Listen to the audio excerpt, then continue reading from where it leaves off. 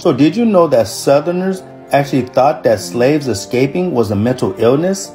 Yes, that is a fact. In fact, Southern doctors used pseudoscience to explain why slaves tried to escape while ignoring the fact that they just might not like being slaves. Now, it's very easy to forget that up until very recently that slavery was normal and accepted way of life. Since the beginning of recorded history, some humans have enslaved others, and people accepted it as a way of life in the world. Now it's boggling that in the modern Western mind to think of slavery as a normal order. But in the United States, before the Civil War ended, the institution was good. People twisted logic into knots, trying to justify owning slaves.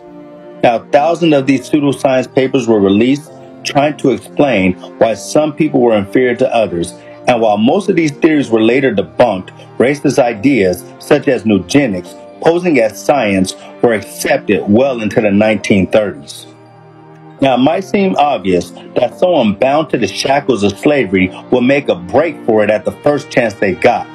But back when racist ideas was accepted as scientific fact, bewildered slave owners turned to psychology to try to understand why their slaves were running away. Now, in the master's view, slaves had been put on earth to serve.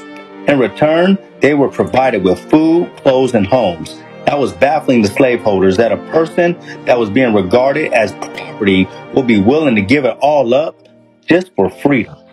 Now, a Southern physician named Samuel Cartwright. Now, Cartwright believed that he had found a rational explanation for why this disturbing desire to escape servitude. He dubbed this condition a disease of the mind called drapetomania.